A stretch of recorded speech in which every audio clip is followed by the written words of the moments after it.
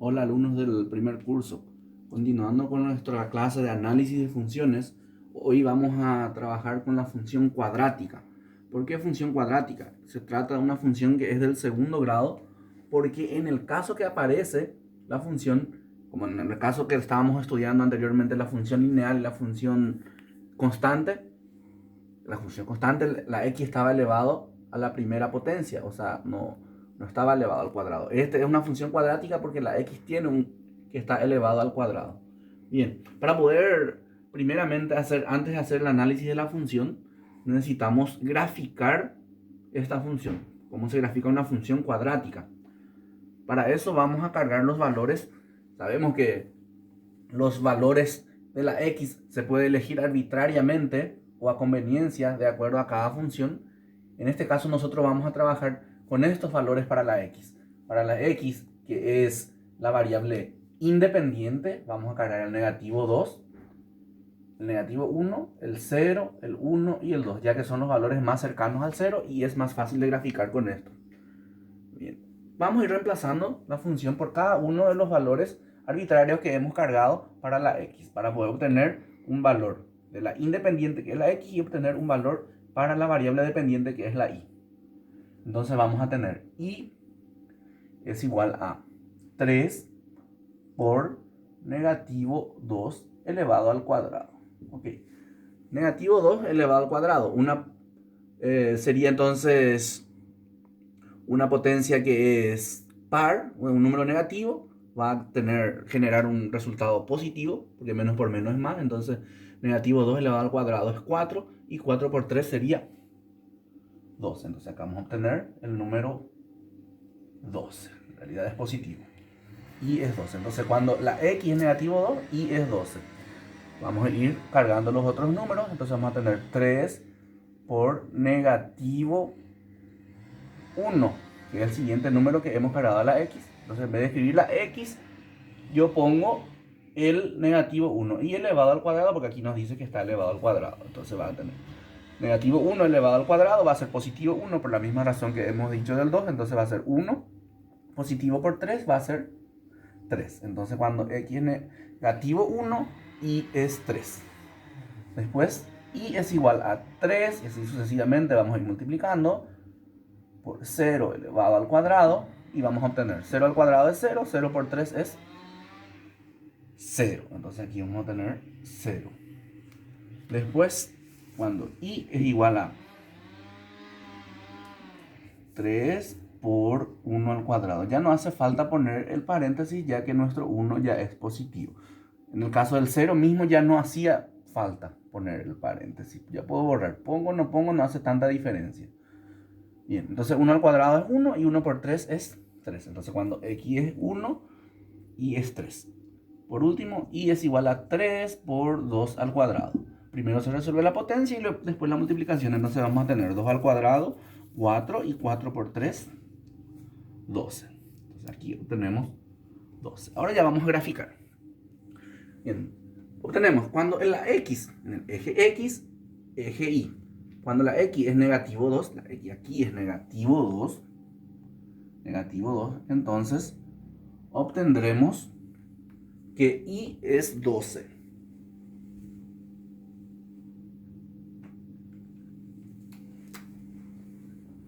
Entonces, desde negativo 2, voy a hacer con otro color para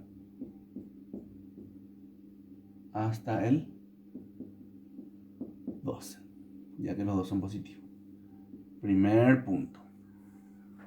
Después obtenemos cuando x es negativo 1, y es 3.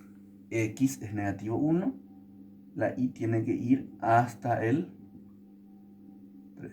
Siguiente punto. Cuando x es 0, y es 0, entonces está en el origen de coordenadas. Está en el origen, porque los dos son 0. Después cuando es x es 1, y es 3. X es 1, y es 3. Cuando x es 2, y es 2 se dice. Cuando x es 2, y es 2. Bien, y ahí ya obtenemos los puntos. Ahora es solo escribir la parábola, que es la imagen, o sea, sería el gráfico de la función cuadrática. Sería una curva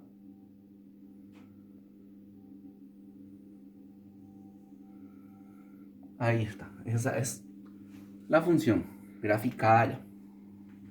Bien, el dominio de la función, dominio sabemos que son los valores, posibles valores en x. Sabemos que si escribimos valores negativos en la x, hay función. Si escribimos los valores positivos, también hay función. Entonces vamos a decir que el dominio de la función son todos los números reales.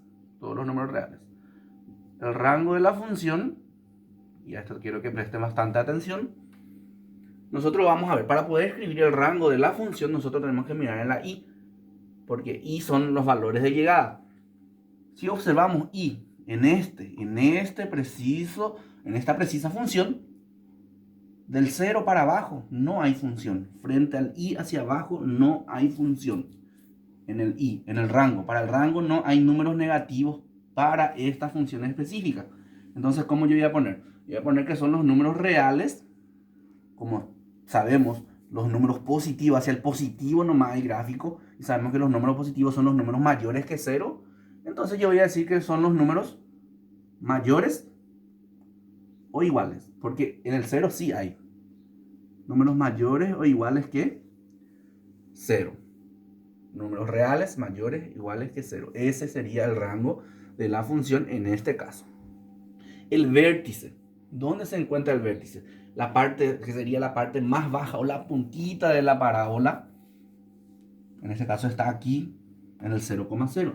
Entonces yo voy a escribir el vértice está en el punto 0,0. El punto crítico, yo voy a decir, este vértice está en la parte más baja de la función o en la parte más alta. En este caso está bien abajo. Entonces voy a decir que es un punto mínimo. Esto es un mínimo. Mirando aquí, es un punto mínimo. Y el eje de simetría se refiere al eje que vamos a decir, si yo doblo la función, sería el eje que pasa justito en medio de la función. Que en este caso es el eje y. Entonces voy a escribir acá. Es el eje y. El eje de simetría, o el eje que pasa justito en medio de la función, es como si fuera que lo divide en dos partes iguales. Entonces es el eje y. Y es todo en este caso. Este es nuestro ejemplo número 1. Nuestro ejemplo número 2 vamos a basarnos en esta misma forma. De la misma forma, el número 2. ¿Cuál es la diferencia? ¿Qué es lo que cambia? Cambia el signo del coeficiente de la x al cuadrado. Aquí el 3 era positivo. Aquí para poder hacer una comparación yo hice ahora con un 3 negativo. ¿Y qué además tiene? Tiene un término independiente ahí atrás de la función cuadrática. Entonces vamos a ver qué efecto le da esto a nuestra función. La misma cosa que en el otro. Vamos a cargar los valores tentativos en la x. Que sería negativo 2, negativo 1, 0, 1 y 2. Comenzamos a darle los valores a la y. Entonces va a ser negativo 3 por negativo 2 al cuadrado más 5. Esto ustedes pueden cargarlo en la calculadora así mismo. También pueden hacer así mismo en la calculadora y les va a salir el resultado. Entonces, negativo 2 elevado al cuadrado nos va a dar positivo 4. Positivo 4 por negativo 3 es negativo 12. Negativo 12 más 5. Negativo 12 más 5, ¿qué sería? Negativo 7, porque signos contrarios se resta y lleva el signo del mayor valor absoluto. O lo hacen directamente en la calculadora. Después con el negativo 1 la misma cosa. Negativo 3 por negativo 1 al cuadrado más 5 me va a dar negativo 1 al cuadrado, 1 positivo, 1 por negativo 3 es negativo 3. Negativo 3 más 5 obtengo 2 positivo. Entonces aquí voy a escribir el número 2. Ahora cuando es el 0, negativo 3 por 0 al cuadrado más 5. Voy reemplazando. En vez de escribir la x, voy escribiendo los números que yo puse como valores tentativos. Por eso en vez de escribir x, pongo 0 al cuadrado, 1 al cuadrado. 0 al cuadrado sería 0. 0 por negativo 3 es 0. Y 0 más 5 es 5. Voy obteniendo. Después, y es igual a negativo 3 por 1 al cuadrado más 5. 1 al cuadrado es 1. 1 por negativo 3, voy a obtener negativo 3 más 5, que va a ser 2 positivo. Después, negativo 3 por 2 al cuadrado, positivo ya esta vez, más 5. Negativo 2, o sea, 2 al cuadrado, positivo en este caso, 2 al cuadrado es 4. 4 por negativo 3 es negativo 12 y negativo 12 más 5 me voy a tener negativo 7. Entonces aquí pongo que sale negativo 7. Y después volver a graficar otra vez nuestra función. El primero, esta vez, cuando x es negativo 2 y es negativo 7. Cuando x es negativo 2, aquí voy a cambiar otra vez de color, negativo 2 aquí, tengo que ir hasta el negativo 7. Hay que prestar bastante atención con los signos, porque eso es lo que podemos cometer algunos errores y después no podemos hacer nuestro gráfico.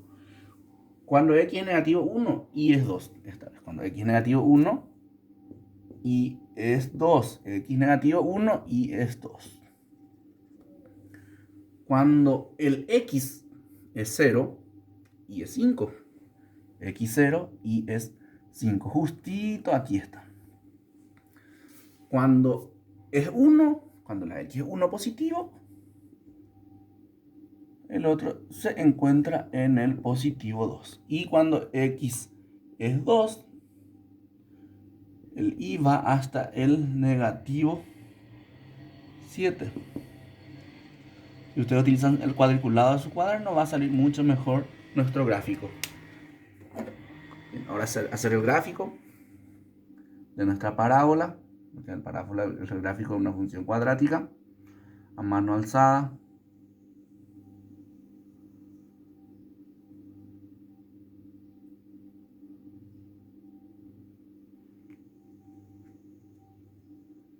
Bien, más o menos así queda. Ahora vamos a otra vez analizar de la misma forma que hemos analizado el ejercicio 1.